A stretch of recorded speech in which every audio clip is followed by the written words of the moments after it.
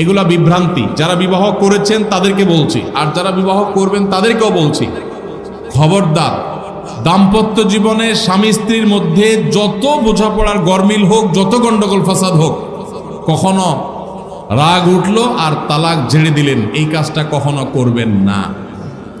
আমি আমার এক উস্তাদ খুলনা দারুল উলুমের, ওনার কথা প্রায় বিভিন্ন জায়গায় বলি।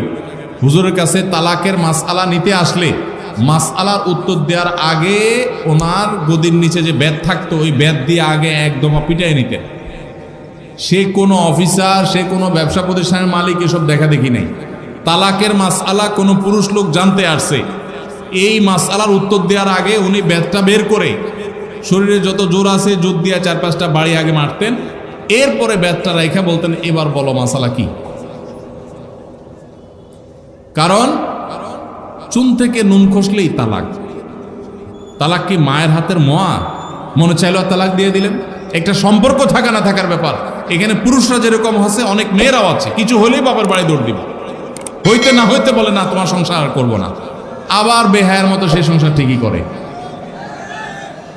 আর এই ঠিক ঠিক বলা পুরুষদের মধ্যে বহু পুরুষ আছে যে চুন থেকে নুন খসলেই বলে না তোর সাথে সংসার করবো না। এই ছোট লোকই সবাই করবেন?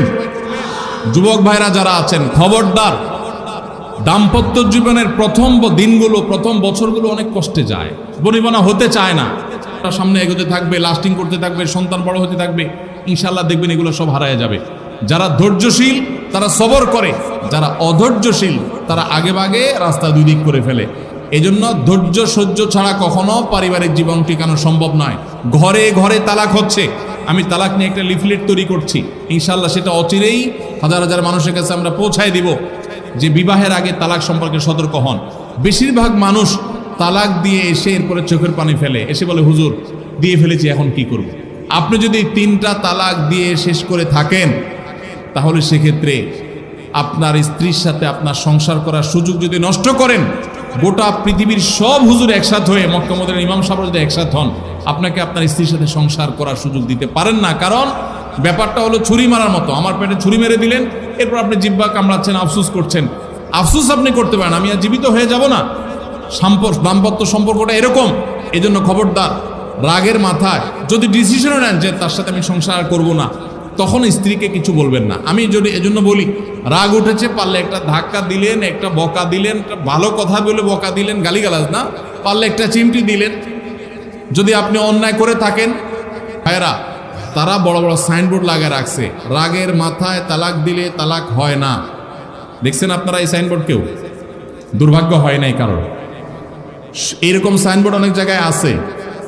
আমাদের দুর্ভাগ্য যে আমাদের ফটো অনেক সময় আমাদের প্রশাসন অনেক বাইরেই দিয়ে দেয়। রাগের মাথায় তালাক দিলে নাকি তালাক হয় না। তালাক কি মানুষ মহব্বত করতে করতে দেয়? স্ত্রীর সাথে মহব্বত, ভালোবাসা, আতিশয্যে তালাক দিয়ে দেয়? তালাক তো দেয়ই রাগের মাথায়। তবে শরীয়ত বলে রাগের মাথায় আপনি ব্যালেন্স হারিয়ে তালাক দিয়ে পরে আফসোস যেন করতে না হয়, এই জন্য আপনাকে সবর করতে হবে। তালাক দেওয়ার ডিসিশন নিয়েছেন, স্ত্রীর একটা মাসিক পার হওয়ার পর্যন্ত অপেক্ষা করতে হবে। আসলো আর মুখ দিয়ে তালাক বলে দিলেন, জি না।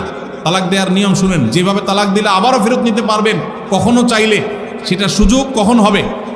আপনি সিদ্ধান্ত নিচ্ছেন না আর একসাথে আমরা থাকবো না, ওকে ফাইন, পরামর্শ করছেন বন্ধু বান্ধব, বিচক্ষণ মুরব্বী, আলেম ওলামা, লয়ার সবার সাথে, তাহলে এবার আপনাকে অপেক্ষা করতে হবে। সিদ্ধান্ত নিলেন আজকে আর কালকে তালাক দিবেন, জি না, অপেক্ষা করতে হবে একটা মাসিকের। মাসিক পার হবে, এরপরে পবিত্রতা আসবে। সেই পবিত্রতার পিরিয়ডে শারীরিক কোনো সম্পর্ক হওয়ার আগে আপনাকে তালাক দিতে হবে। এটা হলো তালাকুস সুন্নাহ। এভাবে শরীয়ত তালাক দেওয়ার নির্দেশ, যদি দিতে হয় এভাবে দিতে হবে। কেন শরীয়ত এতগুলো স্টেপ অবলম্বন করছে জানেন? কারণ শরীয়ত এনশিওর করতে চায় আপনার তালাকটা খুব বিচক্ষণতার সাথে, বুদ্ধিদীপ্তভাবে, সুচিন্তিতভাবে হয়েছে, ঠান্ডা মাথায় হয়েছে, বুঝে শুনে হয়েছে। আপনি এটা অ্যাবনর্মাল হয়ে মেজাজ হারিয়ে আপনি মাথা গরম করে দিয়ে ফেলেননি। এটা নিশ্চিত করবার জন্য এতগুলো সময়, এতগুলো স্টেপ নিয়েছে যে একটা মাসিকের পিরিয়ড পার হওয়ার পরও স্বামীকে তালাক দিতে হবে। আমাদের দেশে হাজারের ভিতরে 999 জন মানুষ তালাক দেওয়ার সময় মুখ দিয়ে আসলো আর পট করে তালাক দিয়ে দিল। এটা সুন্নাহ তালাক নয়। এই তালাকটা, এইভাবে তালাক দেওয়া, এটা একটা গুনাহের কাজ। এভাবে তালাক দিবেন না, তালাক দেওয়া যাবে না। এই জন্য যুবক ভাইরা যারা বিবাহ করবেন ভবিষ্যতে, আপনারা জেনে রাখেন, ঘরে ঘরে তালাক হচ্ছে। ঢাকায় যতগুলো বিবাহ রেকর্ড হয়, আনুপাতিক হারে প্রায় পাল্লা দিয়ে ততগুলো বিবাহ বিচ্ছেদ হয়। ভয়ঙ্কর ভাবে তালাক বেড়ে চলেছে।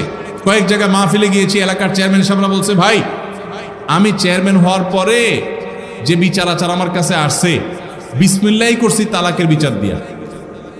একজন বলছেন যে কয়েকদিনের ভিতরে 20-25টা তালাকের বিচার আসছে, আর যেগুলো আমার কাছে আসে সেগুলো তো আমাদের হিসাবের বাইরে। এই জন্য আপনাদের প্রতি উদাত্ত আহ্বান রাখতে চাই, আমাদের সংসারগুলো সব খান খান হয়ে যাচ্ছে, সবাই সংযমী হতে হবে, ধৈর্যশীল হতে হবে। as-sabru জাযাউহু আল জান্নাহ, সবরের বিনিময়ে আল্লাহ তাআলা জান্নাত দান করবেন। সবাই সবর করবেন তো ইনশাআল্লাহ। দাম আর যা হোক, খবরদার কখনো মাথা গরম করে তালাক দিবেন। আমি যেভাবে বলেছি সুন্নাহসম্মত তালাক, এভাবে যদি পিরিয়ড যাওয়ার পরে, সুস্থ হওয়ার পর, শারীরিক সম্পর্কের আগে একটা তালাক দিবেন, এটা হলো সুন্নত। তালাক কয়টা হবে? একটা। একটার বেশি তালাক দিবেন সেটা জায়েজ হলো না, জায়েজ হবে একটা তালাক। একটা তালাক দিলেন, বাস রেখে দিলেন, 2 মাস 3 মাস পার হয়ে গেল, অটোমেটিক একটা দিয়েছেন, দিয়ে 3টা শেষ করে ফেলছেন, তাহলে আর কখনো বিবাহ যদি মক্কার ইমাম সাহেব এসেও পড়ায় তারপর আর একসাথে থাকতে পারবেন না। আল্লাহ তাআলা আমাদেরকে এই বিবাহ বন্ধন এবং তালাকের ক্ষেত্রে শরিয়াকে মেনে চলার তৌফিক দান করুন।